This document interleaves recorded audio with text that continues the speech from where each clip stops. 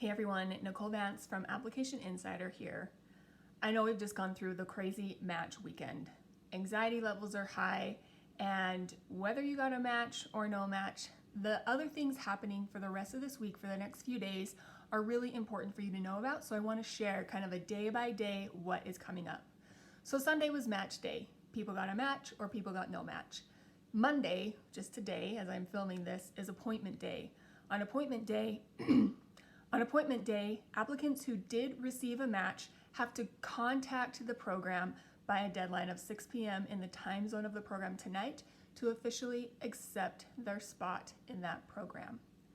On Tuesday, programs will be able to log into D&D Digital and they will see a whole long list of all the applicants who allowed their name to be released and whether those people got a match or no match. It's called the match no match list.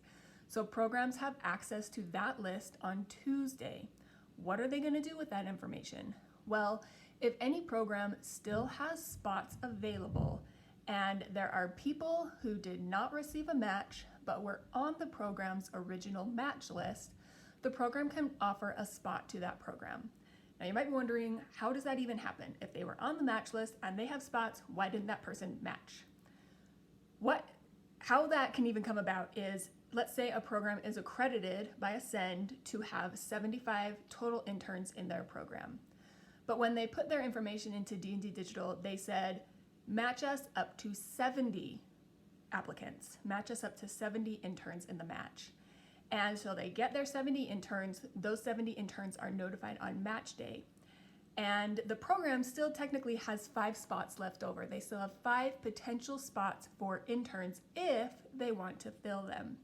So they can look at the match no match list and they might say, you know what, there are 3 interns, 3 applicants who were on our match list. We just filled our 70 before we got to their names, but we think they would be really great interns in our program. So we're going to contact them, offer them a spot in our program, and see if they want to take up that spot and be part of our program.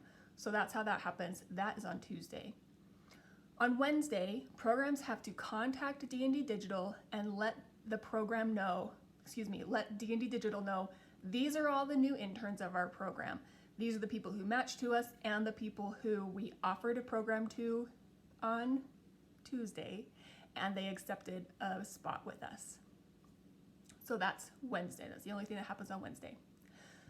Oh, programs also get to decide whether or not they want to be added as an option in second round. They can tell D&D Digital, we are full, no more applicants, we're done. Or they can tell D&D Digital, we are willing to look at second round applicants, you can release our name in that list. On Thursday, that's when that list comes out. So on Thursday, programs are on a list that you as an applicant can log into D&D Digital and view. And it will say, these are the programs that still have spots and they are willing to be, willing to consider applications in second round. Programs will also get a new updated list of the match, no match applicants so they can see who else is out there that might be looking for opportunities with other programs. Thursday is also when second round officially begins. DICAS will reopen, so if you want to submit an application to a program that you did not apply to before, you can do so in DICAS. DICAS will reopen so you can submit your applications to those programs. However, it's so important that you know what the deadlines and requirements for any second round programs will be. They can set a new deadline. They still have their maybe same admission requirements or GPA requirements or supplementary materials requirements.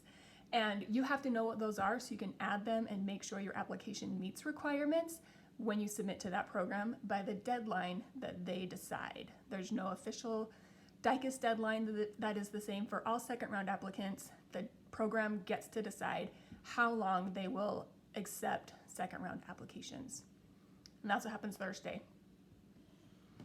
And from then until sometime about the middle of June is when DICAS will remain open. So the deadline for every program that's accepting second round applications will be between now and June. Some of them might come up pretty quick. So you do kind of need to be on top of things if you're looking into second round match options.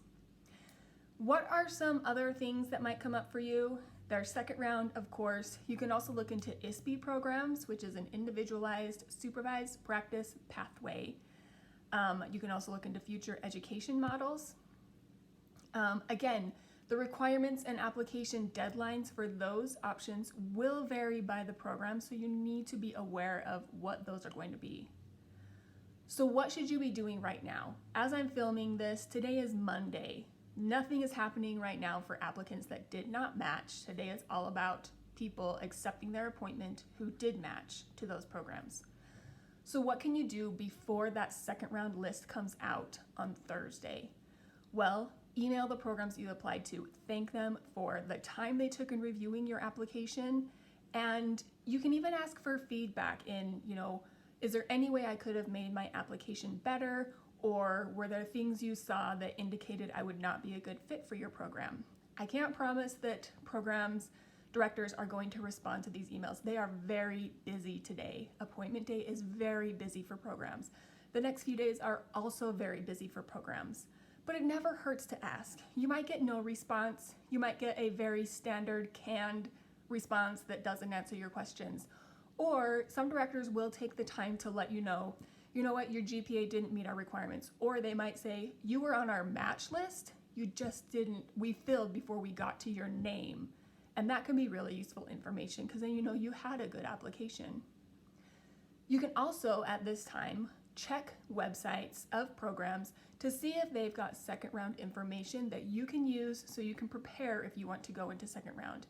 It's a requirement that programs participating in second round have to have that information available so applicants know what is expected of their application. So you can start looking on websites to see if they've got that information available to find out maybe beforehand, before that list comes out on Thursday, what programs are going to be looking for in second round. You can also decide, do you want to go in second round? Do you want to try out for an ISPE? Those timelines can come really fast and it can be a rush to get everything together, to find out what the new deadlines are, to make updates to your application, to learn more about those programs. They might also do interviews like programs did in the first round. It can be a lot to take on in a very short time. So decide if you want to go through that process. And then finally on Thursday, check that list of programs that are participating in second round, just so you know what is available. If you find some that are in second round and you didn't check their websites before, check them now to see what information they have about their second round processes so you can decide if that's what you want to try out for. Look up the ISPE programs if that's something you want to look into. You can find any program that offers ISPE spots on the AND's accredited programs website. You can filter out so you only get results of programs that have ISPE options, and then you can look at the information that's required if you want to apply. Again, check the websites, check for deadlines, check for their application requirements so you can go in prepared with that information. The other option, of course, if you don't want to go into second round, if that's too much for you to take on in such a short time after the rush and the anxiety of the match itself, it is totally okay to decide, you know what, I'm going to take time to revise my application, to look into other programs, and to prepare for a future match. You can apply in the upcoming fall match later this year. You can apply in the spring match next year. This is up to you. You get to decide what is going to be right for you, your goals, and what you are working for. You can take that time to really carefully review your application. You might say, you know what, I didn't feel like my personal statement was as strong as it could be. I'm going to take that time to revise it. You might say, I would really like to get someone else as a reference. They just didn't have time to fill out that form the first time around, but now I have time to contact them. Or you might say, I would really like to increase my GPA, and if I wait until the match a year from now, I can retake that course and bump up my grade, which will improve my GPA. All of those are options that can go into improving your application. Application Insider also has a source to help you really strengthen your application. You've already created the whole thing. You've put in the work. You've filled out the forms. You've gone through every section that looks at every single part of your dietetics education up to this point. You've put it all in there. Let's look at it together, see what parts can be strengthened, see where revisions can be made that represent you better, that will help your application stand out so strongly from all the others that programs are going to be looking for when you submit it into your future match. we have the Spotlight service called the Full DICAS Application Review.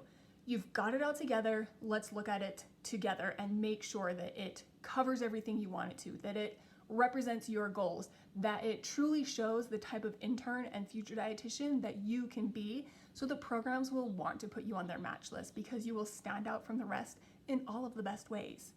When we work together for your DICAS application review, it's going to start with a 60-minute phone call so we can talk about any concerns you have, questions you've got about programs to look into in a future match, how to make your application really strong, and what pitfalls a lot of students fall into when they work on their applications. I will review your application from everything that you've prepared using my director's perspective. I was a Utah State University Dietetic Internship Director for 3 years, and I was on faculty for an additional 3 years before that. I have 6 years experience looking at applications from what the programs want. What are programs looking for? What do they want to see? What stands out when a program is reviewing an application that helps an applicant stand apart from the others? And then I will give you feedback based on what I see. I'm going to look at your personal statement and give you some suggestions for revisions to make it stronger. I'm going to look at your resume and give you suggestions for revisions to make it stand out. I'm going to look through your entire entries of coursework, of work and volunteer experience, the people that you've selected for references, any of the supplementary materials you filled out and completed for those programs. I'm going to look at it. I'm going to give you suggestions. I'm going to tell you what's already working so well and you should keep, and I'm going to help you identify changes that can be made to just make your application sparkle and stand out from everything else that it will be compared against. This will give you a head start to preparing for your next match if that's what you choose to do. This will give you the time that you need to make the revisions that will strengthen your application so you'll feel confident hitting submit the second time around. And if you're really not quite sure what to do next, should you do second round? Is an ISPE for you, or should you wait for a future match? Is the DICAS application review what's going to help you really strengthen your application? If you don't even know the answers to any of those questions, let's talk about it. You can sign up for a free 20-minute brainstorm call with me wherever you are in the process, and we will talk about the options that are available for you, what you're working for, what your goals are, how you can be an asset to an internship program, and we will figure out what is the best next step for you as an individual heading in your dream to become a registered dietitian. So the links to schedule a brainstorm call or to sign up for the DICAS review is in my link in bio.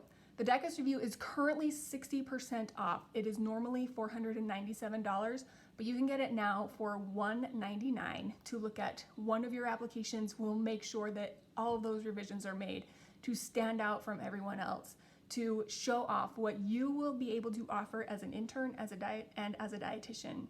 So check out those links in bio.